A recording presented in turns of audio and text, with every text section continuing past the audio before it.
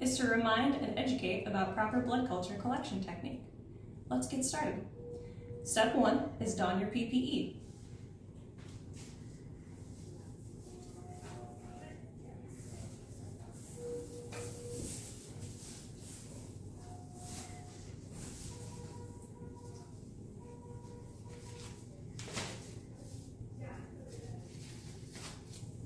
Now you're ready to collect blood cultures. Before we get started, we'll want to make sure we've collected all of our supplies. Some things you're going to need are, first and foremost, your blood culture bottles. We have 3 different kinds. For adult patients, you'll be using one of the purple caps and one of the silver cap bottles. For our pediatric patients, we will use one of the pink top bottles. Other things you'll need include the different devices that you're going to be using to collect the blood and transfer to the bottles. It's best practice to do as few transfers as possible to reduce risk of contamination. What we're going to be using in this video comes in this package. When you open it up, it does look like this. It is a butterfly needle connected to a vacutainer where you can draw blood straight from the patient and attach it to the bottles and collect your blood sample from there with 0 transfers.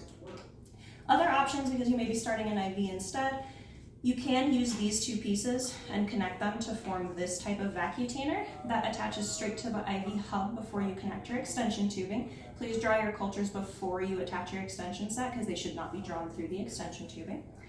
Or if you already have an established IV, we can also use the syringe to draw blood and attach it to this type of vacutainer. Please make sure you keep the tip of this as clean as possible, so take it directly from the package and attach it to this container before using it as your transfer device.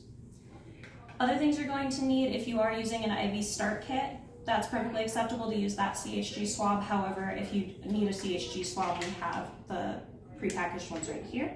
We'll be using that to prep the patient's skin. We're also going to be using Prevantix. Prevantix is a combination of alcohol and CHG. The mixture has been proven to be the best option for killing the most bacteria. So we're going to use this to scrub the tops of our blood culture bottles. It's also great because it only needs 5 seconds to be applied and 5 seconds to dry, so it has a really short application and dry time. Before we collect our cultures, let's talk about the minimum fill volume and the optimal fill volume of blood that is needed for each of these bottles. These 2 that we use for our adult patients, the silver top and the purple top, need 8 to 10 mLs as an optimum fill volume. However, the least amount that can go in them is 3 mLs. Please make sure that you are striving to obtain the 8 to 10 mLs for each of the bottles because that provides the best sample for these particular bottles. But if you can only get 3, that's the minimum in each of these. The pediatric bottles, the minimum is 1 ml. The optimal actually depends on age. So the criteria for about age 4 and under is going to be you'll take their age plus 1 ml, and that's your optimal fill volume. So if you have a 2-year-old, we want 3 mLs in this bottle. For your 3-year-olds, 4 mLs in this bottle.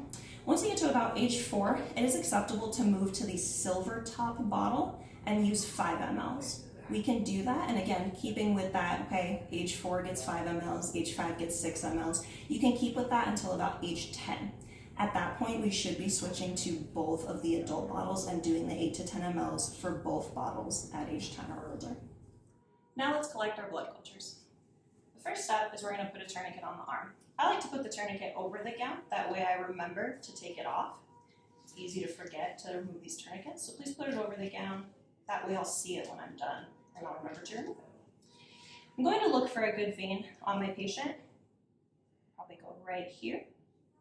What I like to do, because once we clean this patient's arm, we cannot repalpate it, and we'll talk about that in a little bit. But what I like to do is make a mark on the arm. That way I know where I'm going to be going so I don't lose that vein. So once I feel it, you can either use your fingernail and kind of press into the skin gently, or use like a tip of a syringe or a cap and make a little indentation. That way once I scrub, I'm not retouching it, but I know, okay, that's where I need to go. That's where my vein is. We're going to use our CHG or ChloraPrep sponge. And we're going to scrub for 30 seconds. I know it feels like a really long time, but we have to make sure that we are scrubbing for a full 30 seconds in order to kill the bacteria and make it as clean as possible. The other thing that is killing the bacteria is going to be the friction. So please make sure you are applying a gentle friction to the patient's skin in order to really kill that bacteria and make it clean. However, be cognizant of your frail or elderly patients. We don't want to cause skin tears, so watch for that gentle skin, but apply gentle pressure. Once you've done this for 30 seconds, it does need to dry for 30 seconds. Please do not help it dry. Do not wave on it. Do not blow on it. That is going to contaminate and you're going to have to re-clean. The other thing, like I mentioned a little bit ago, is we cannot repalpate this area because it is no longer clean. My gloves are not sterile, they are not as clean as this patient's skin, so I cannot touch it again. That's why I made that mark so I know where my vein is. You don't want to touch it, you want to be cognizant of the patient not touching it, you want to make sure nothing else equipment-wise is touching it. So just remember, if you touch, wave, or rub, you must re-scrub. Once that's dried for 30 seconds, or while it's drying, you can pop the top of your bottles. And this is where we're going to use the Prevantix swabs. Again, these only have a 5-second scrub and dry time. So I'll put them on my bottles, and again, apply that gentle friction on the tops of the bottles for 5 seconds. And then I'll leave the Prevantix pads on top for when I'm ready. Again, it only takes 5 seconds to dry, so once I pull those off, once I'm ready to put the blood in, it's only another 5 seconds for it to dry. It's very fast with the Prevantix. So my patient's skin has been prepped, the bottles have been prepped. You can go ahead and proceed with your phlebotomy or IV procedure. For this video, again, we're going to use this because it is the least amount of transfers. So what I'll want to do is remove that pad, wait the 5 seconds. Once 5 seconds have passed, I can go ahead and load this. I won't press into it yet, but I can load this and have it ready. I'm going to use my needle. And again, I'm not going to repalpate the area that I'm going with. I might hold traction a little bit lower, but I'm going to go up here and be mindful of not touching any of that skin with my equipment or my fingers. Once we have blood return, I'll go ahead and deploy the vacutainer, and I will fill this with my 8 to 10 mLs. The bottles do have markings on them, so they will show you how many mLs the medium is that's in it already, and then it goes by 5 ml increments, so you can tell how much blood you've added to the containers. Once I've collected the blood, I do want to invert this 8 to 10 times to make sure it properly mixes with the media. And then I would proceed with collecting my other culture and any other labs that I might need. Then I'll be sure to pop my tourniquet and place a cotton swab on my patient's arm. Once we've collected our cultures, we want to be sure to label the cultures with the date and time that they were collected, your initials, how many mLs of blood are in each sample, and what site you collected from. Then we'll document in Epic. Let's talk about some common problems you may encounter when you're collecting blood cultures. One of the first common problems we have is that our patient comes in with an EMS line, and that may be all they have. As a reminder, unfortunately, we are not allowed to draw cultures off of field lines. We do not know the conditions under which that line was placed or the skin prep that occurred beforehand. We do need to start another line in our patient or do a straight stick if you do not need another IV. Another common problem we have is if we just cannot get enough blood. Either we don't have very good lines or a patient just is too dehydrated, they're just not giving us enough blood.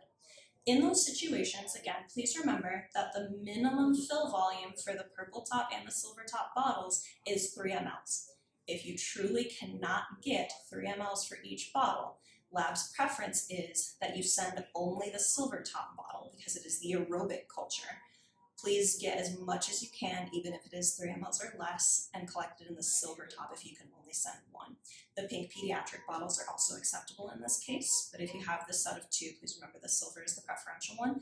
Let the provider know, let lab know, and document that in Epic that that's what happened. What if you are the person who is scanning and Epic and documenting, but you did not collect the cultures? That's also another common problem we run into when we work in teams. There is an option in Epic to change the collector's name at the top of the screen. You can change and say, even though you're the one scanning them, that another person did collect them and give them credit for their good blood draw. Another issue is if your patient only has one good IV and you just cannot get another. That's fairly common in our patients that we're having trouble getting access in. If you cannot get another line and you have attempted, please let your provider know. Please document in Epic.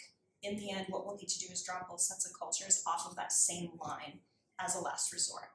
Please wait 15 minutes in between your 2 sets of cultures, and please scrub the hub of that IV catheter very well with Prevantix. Again, it only takes 5 seconds to scrub and 5 seconds to dry before you can pull that culture.